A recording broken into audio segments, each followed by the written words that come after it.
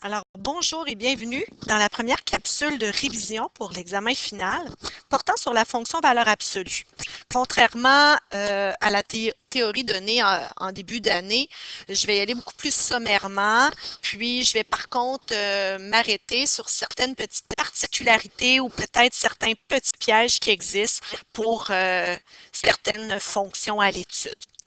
Alors, je commencerai ici finalement en vous présentant le modèle canonique à trois paramètres. Vous savez que dans toute l'étude des fonctions qu'on a fait, il y avait la possibilité de travailler avec A, B, H et K, mais qu'à chaque fois, on a réussi, en appliquant les lois de l'opération, à éliminer un paramètre ou à neutraliser le paramètre B en valeur 1, ce qui fait qu'on pouvait résumer la multiplication de A et B par un seul paramètre qu'on appelait souvent A1. Alors, voici le modèle à trois paramètres, beaucoup plus simple à calculer ou à déterminer. Alors, si on s'arrête sur quelques paramètres, selon le graphique que j'ai ici préparé pour vous à gauche, qui nous servira un petit peu plus loin pour un exemple de résolution. Alors ici, tu vois, j'ai une fonction valeur absolue. Le paramètre h et k correspond au sommet de la fonction. Alors, le paramètre h et k correspond au sommet de la fonction. Par le fait même, ben, le paramètre h a un rôle à jouer aussi sur la symétrie de cette fonction-là. Alors, à x égale h, on a un axe de symétrie, ce qui nous fait aussi prendre conscience qu'à égale distance, on a deux valeurs de x pour une même valeur de y. Même chose un peu plus loin. Alors, cette notion de symétrie-là peut nous aider à déterminer ou à supposer des paramètres manquants. Pour ce qui est du paramètre K, ben, vous comprendrez que le paramètre K joue aussi le rôle d'extrémum. Alors, dans ce cas-ci, le K joue le rôle de minimum avec une orientation vers le bas. K pourrait aussi jouer le rôle de maximum. Et pour ce qui est du paramètre A maintenant, ben, on doit retenir que le paramètre A correspond au taux de variation de la branche de droite. Évidemment, la branche gauche est toujours de signe opposé. Alors, le taux de variation de la branche gauche correspond plutôt à moins A, c'est-à-dire le signe opposé du taux de variation de la branche de droite. Donc, c'est ce qu'on pourrait aussi retenir au niveau du rôle de ces trois paramètres-là.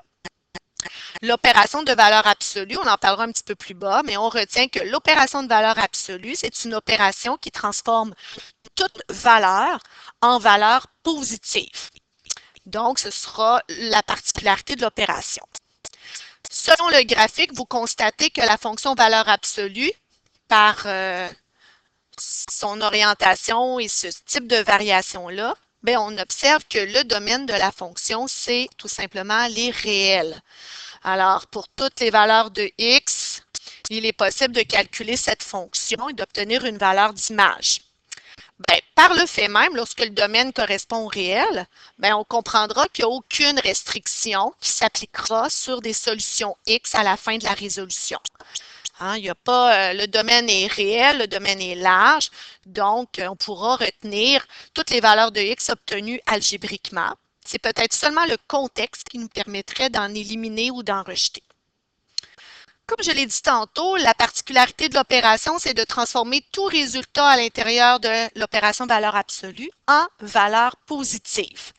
Alors, si par exemple x, on la calculait, la fonction en fait, lorsque x vaut 3, ben, on n'a qu'à aller remplacer, substituer x par 3 et appliquer l'opération en respectant le fait que la valeur absolue va transformer tout résultat positif en positif, tout résultat négatif en positif aussi. Alors, dans ce cas-ci, 3 moins 2, ça nous donne 1. Alors, on a moins 2 valeurs absolues de 1 plus 5.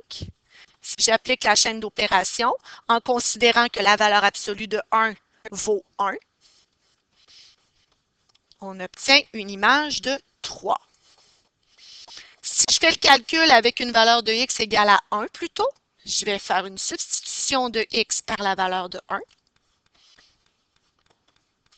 Je calcule l'intérieur de la valeur absolue.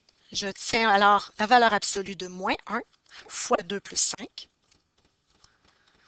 La valeur absolue de moins 1, mais là, c'est clair que ça donne plus 1. Alors, ma chaîne d'opération deviendra moins 2 fois 1 plus 5, ce qui donne aussi 3. Ce n'est pas nécessairement du hasard. En fait, puisqu'on a la même image pour ces deux valeurs de x-là, c'est qu'on est tombé sur deux valeurs qui étaient vraiment bien symétriques par rapport à notre axe de symétrie. Et pour terminer, au niveau de la résolution, bien, on devra aussi tenir compte que l'expression à l'intérieur de la valeur absolue peut à la fois être une expression positive ou négative. Alors, on devra la considérer, ce principe ou ce concept-là. Alors, comme dans toute résolution d'équation, on commence par isoler ce que je vous appelais l'opération vedette. Alors, on va isoler la valeur absolue. Donc, est égal à x plus 3 moins 1, x plus 2. On divisera par 2 ensuite. On obtiendra x plus 2 sur 2. Et rendu à l'isolement de notre valeur absolue, avant d'ouvrir et d'ignorer la valeur absolue, il faut la considérer. On la considère en partant du principe que l'expression à l'intérieur peut être soit positive ou négative. Donc, je vais faire deux volets à ma résolution. Je vais d'abord considérer que l'expression est peut-être égale à cette même valeur, mais je vais aussi considérer que cette expression-là est peut-être à la valeur de signe opposé.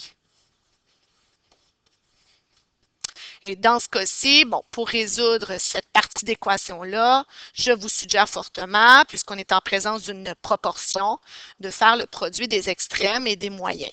Alors, 2x moins 6, de ce côté-ci, égale à 1 fois x plus 2.